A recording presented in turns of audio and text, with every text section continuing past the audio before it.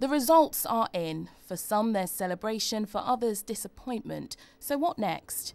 For Billy Hesketh from Louth, the answer was an apprenticeship. He started his straight after his GCSEs 3 years ago. Now he's an engineer. I managed to get on the apprenticeship with my qualifications, but we did extra qualifications, so I got my English GCSE, which I failed to get while I was at school. The apprenticeship gave me all the training that I needed, and I learned from what I was doing with the college and what I was doing at work. The government wants more people to follow Billy's path. Research shows that young people who learn for longer by going to places like Hull College end up doing better in the world of work. It's hoped raising the age for when they can leave formal education from 16 to 17 will give everyone a better chance to succeed. This year we're really going to be working hard on improving employability skills for young people as well. Employers have been telling us that this is a real issue for them, students achieving qualifications but not necessarily having employability skills. Students won't have to stay in the classroom, but they will have to pick between full-time education at school or college and apprenticeship, or if they want to work full-time, they'll still have to do part-time education or training. Little effort, a wasted year, zero maths, zero effort. The school environment was just not suited to me at all. Charlie Spencer is one of Hull's most successful businessmen. His engineering company employs more than 500 people. When he left school at 15, he did an apprenticeship. I spent every year of my senior school at the bottom of the class or near the bottom. When I was doing my apprenticeship, when I was doing day release, I found I wasn't bottom of the class. I do favour a mixed environment where people are getting the opportunity to experience proper work, but also the opportunity to go back and further their education as well. In 2015, the leaving age will rise again from 17 to 18, so young people will have even more time to learn or train before they immerse themselves in work. Tolu Adeoye, BBC Look North. Tolu Adeoye has been at the scene this morning and is in our newsroom now. Tolu, what have the police had to say? Well, police have said very little so far this morning, but they have confirmed that staff were threatened with a firearm at the Guest & Phillips Jewellers when it opened just after 9:30 this morning. There are thought to have been 3 members of the gang, and they got away with a large number of watches worth tens of thousands of pounds. Nobody was hurt during the robbery and no shots were fired, but the manager told me it was a frightening experience for staff. Police dogs and the force's helicopter were used to try and find the gang this morning. More details about the incident are expected to be released later today. Tolu, thank you very much.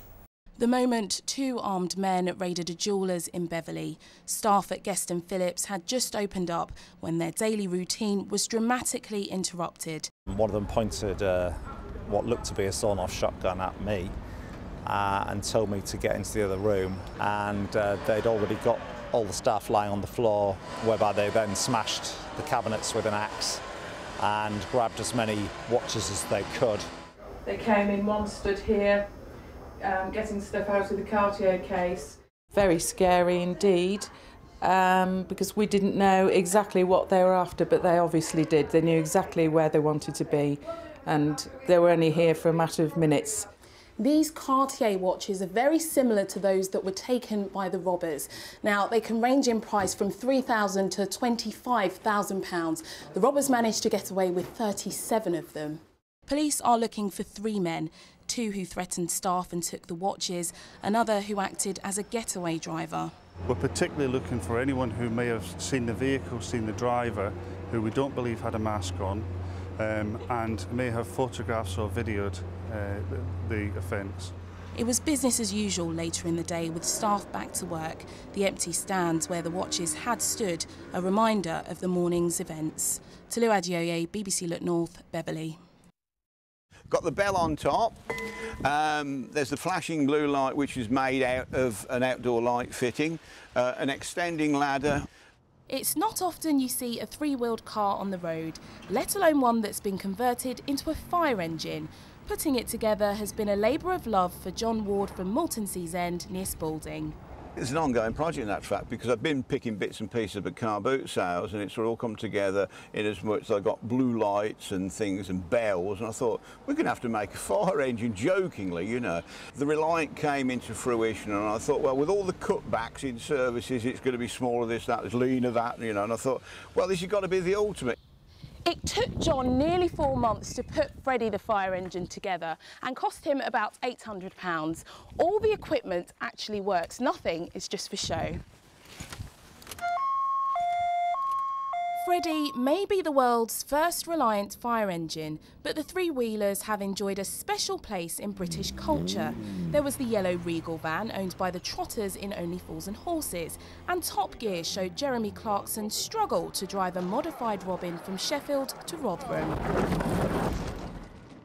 In the villages of Watload and Moulton, the converted fire engine got lots of attention. It's unusual. It's not every day you see a three-wheeled fire engine. It's cute, but can it do the job? That's the point. Can it carry much water?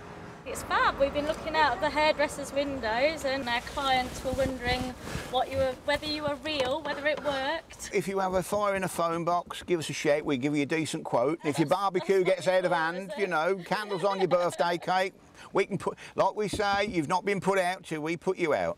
Oh, I see. Well, what more can one say? Freddie the fire engine will tour car shows over the summer, and John says if a small fire needs tackling, he, Freddie and Nobby the dog will be on call. Tolu Adeoye, BBC Look North, Moulton Seas End.